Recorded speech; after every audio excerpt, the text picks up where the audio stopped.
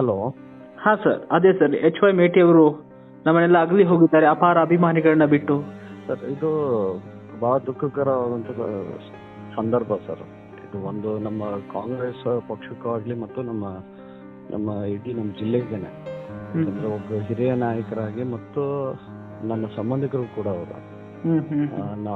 ನಾವು ಅವ್ರನ್ನ ನೋಡ್ತಿರುವಂತದ್ದು ಬಹಳ ಸಣ್ಣ ವಯಸ್ಸಿಂದ ನೋಡ್ತಾ ಇದ್ದೇವೆ.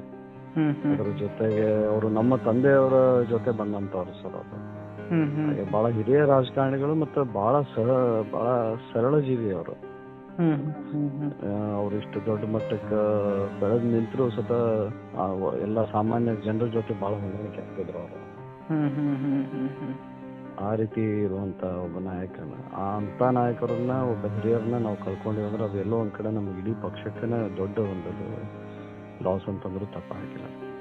ತಮ್ಮ ತಂದೆಯವರು ಜೊತೆಗಿನ ಒಡನಾಟ ಆಗಿತ್ತು.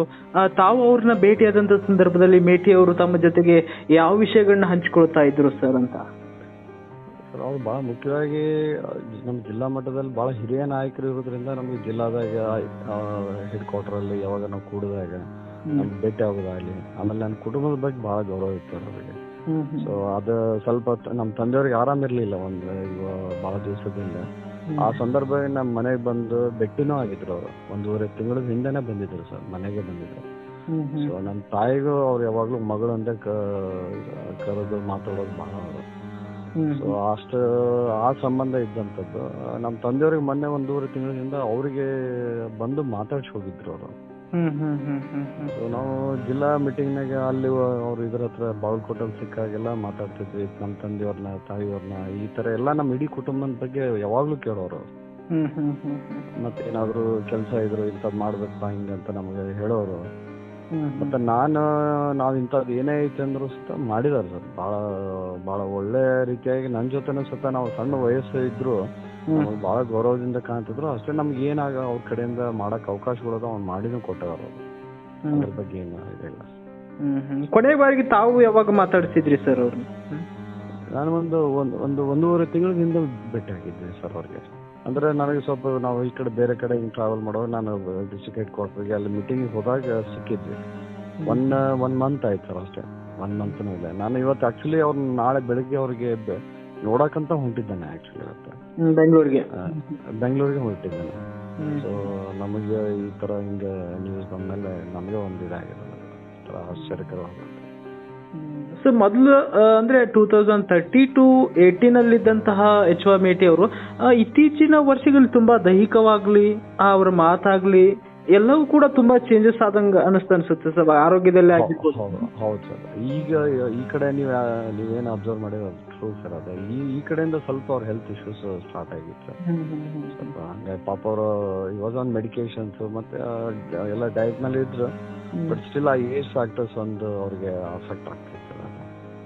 ಹಂಗಾಗಿ ಅದನ್ನ ಯಾರು ಮುಂದೆ ಎಕ್ಸ್ಪ್ರೆಸ್ ಮಾಡ್ತಿದ್ದಿಲ್ಲ ಪಾಪ. ಬಟ್ ಅವರು ಸ್ಟಿಲ್ ಇವಾಗ ಮೇಂಟೈನಿಂಗ್ ಹಿಮ್ಸೆಲ್ಫ್ ಬಹಳ ನೀಟಾಗಿ ಮಾಡ್ತಿದ್ರು sir.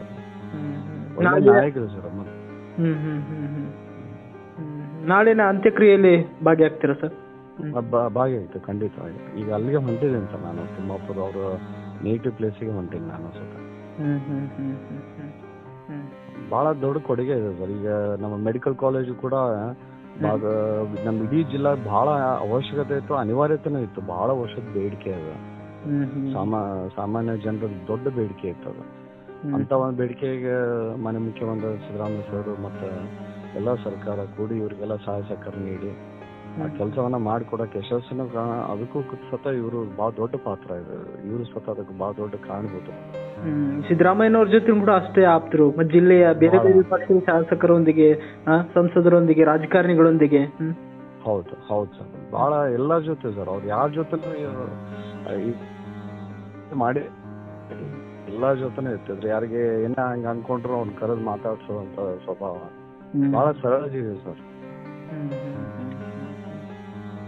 Okay, thank you sir ವಿಷಯವನ್ನು ಮಾತಾಡಿದ್ದಕ್ಕೆ. Thank you.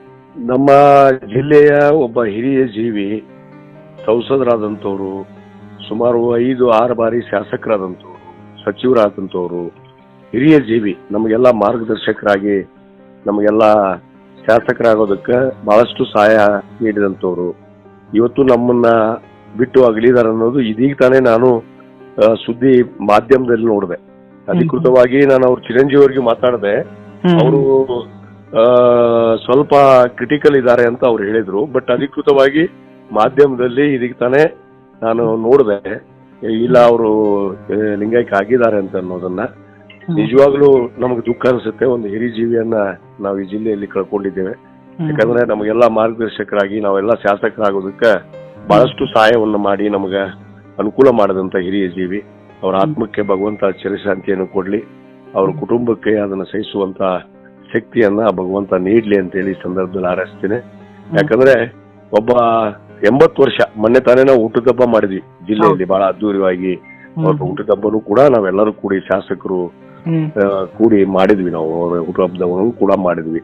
ಪಾಪ ಏನೋ ಆರೋಗ್ಯ ಸ್ವಲ್ಪ ಬದಲಾವಣೆ ಆಗಿರೋದ್ರಿಂದ ಈ ತರ ಆಗಿದೆ. ಬಟ್ ಅವ್ರು ನಿರಂತರವಾಗಿ ನಮ್ ಗುರುಗಳಾಗಿ ನಮ್ಮ ಮಾರ್ಗದರ್ಶಕರಾಗಿ ಯಾವತ್ತು ಅವ್ರ ಆತ್ಮ ನಮ್ ಜೊತೆಗೆ ಇರುತ್ತೆ ಅನ್ನೊಂದು ವಿಶ್ವಾಸ ನನ್ನಲ್ಲಿದೆ ಅನ್ನೋ ಮಾತನ್ನು ಕೂಡ ಹೇಳ. ನಾನು ಮೊನ್ನೆ ಅವ್ರ ಊಟದ ಹಬ್ಬಕ್ಕೆ ಹೋಗಿದ್ದೆ. ಬಹುತೇಕ ಅವತ್ತೇ ಲಾಸ್ಟ್ ನಾನು ಅವ್ರು ಭೇಟಿಯಾಗಿದ್ದು. ತದನಂತರ ಅವರು ಬೆಂಗಳೂರಿಗೆ ಹೋಗಾರಂದ್ರು. ಹುಷಾರಿಲ್ಲ ಅಂತ ಹೇಳಿ ನಿನ್ನೆ ನನಗೆ ಗೊತ್ತಾಯ್ತು, ಮೊನ್ನೆನೇ ಗೊತ್ತಾಯ್ತು. ನಾನಿವತ್ತು ಕ್ಷೇತ್ರದಿಂದ ಬೆಂಗಳೂರಿಗೆ ಹೊಟ್ಟಿದ್ದೆ.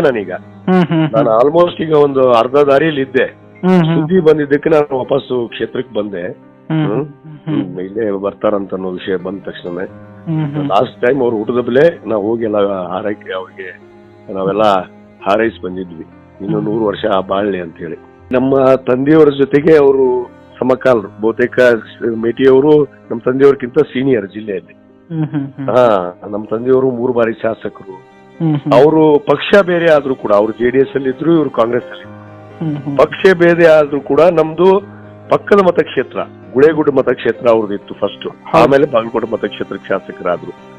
ಯಾಕಂದ್ರೆ ಗುಳೇಗುಡ್ಡ ಹುನಗುಂದು ಅಂದ್ರೆ ನಮಗೆ ಬಹಳ ಏನೋ ಒಂದು ಅಣ್ಣತಮ್ಮ ಸಂಬಂಧ ಇರುವಂತ ಕ್ಷೇತ್ರಗಳು. ಆ ರೀತಿಯಲ್ಲಿ ನಮ್ಮ ತಂದೆಯವರು ಬೇರೆ ಪಕ್ಷದಲ್ಲಿ ಅವ್ರಿಬ್ರು ಇದ್ರು ಕೂಡ ಬಹಳ ಅನ್ಯೋನ್ಯವಾಗಿದ್ರು. ಯಾಕಂದ್ರೆ ಒಂದ್ಸರಿ ಲೋಕಸಭಾ ಸದಸ್ಯರು ಕೂಡ ಮೇಟಿಯವರು ಆದಾಗ ನಮ್ಮ ತಂದೆಯವರು ಕೂಡ ಒಂದು ಪಕ್ಷದಲ್ಲಿ ಇದ್ರು ಕೂಡ ಅವ್ರಿಗೆ ಬೆಂಬಲವನ್ನ ಕೊಟ್ಟಂತವ್ರು. ಆ ರೀತಿ ಒಡನಾಟ, ನಮ್ಮ ಕುಟುಂಬದ ಒಡನಾಟ ಅವ್ರ ಒಡನೆ ಇತ್ತು. ಅದು ನಿರಂತರವಾಗಿರುತ್ತೆ ಅವ್ರ ಕುಟುಂಬದ ಜೊತೆಗೆ. ಯಾವತ್ತೂ ಕೂಡ ಅವರ ಒಂದು ಏನು ನಮ್ಮ ತಂದೆಯವರ ಒಡನಾಟ ಇತ್ತು ಆ ರೀತಿಯಲ್ಲಿ ನಾವು ಕೂಡ ಅವ್ರ ಕುಟುಂಬದ ಜೊತೆಗೆ ಅವ್ರ ಮಕ್ಕಳಾಗಿರ್ಬೋದು, ಈಗ ನಮ್ಮ ಮಲ್ಲಿಕಾರ್ಜುನ್ ಆಗಿರ್ಬೋದು, ಉಮೇಶ್ ಆಗಿರ್ಬೋದು, ನಮ್ಮ ಬಾಯಕ್ ಅವ್ರಾಗಿರ್ಬೋದು, ಅವ್ರ ಜೊತೆಗೆ ಅದೇ ಒಂದು ಸಂಬಂಧವನ್ನ ಮುಂದುವರ್ಸ್ಕೊಂಡು ನಾವು ಹೋಗ್ತೀವಿ. ಆ ವಿಶ್ವಾಸ ಪ್ರೀತಿ ನಮ್ಮಲ್ಲಿ ಐತಿ, ಅವರಲ್ಲಿ ಐತಿ. ಆ ಕುಟುಂಬದ ಜೊತೆಗೆ ಯಾವತ್ತೂ ಇರ್ತೀವಿ ಅನ್ನೋ ಒಂದು